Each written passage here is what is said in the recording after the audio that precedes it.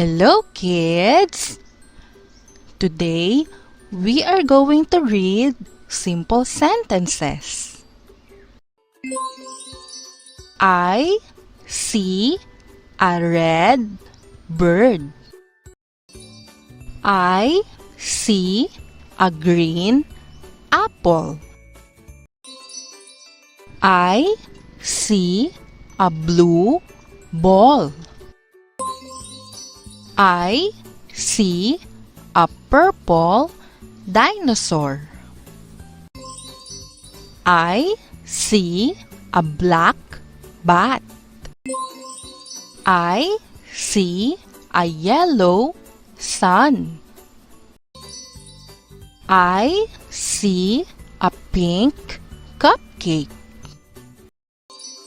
I see a white cloud.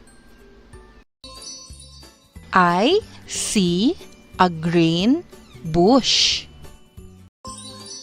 I see a red pepper. I see a yellow gem. I see a white swan. I see a blue belt.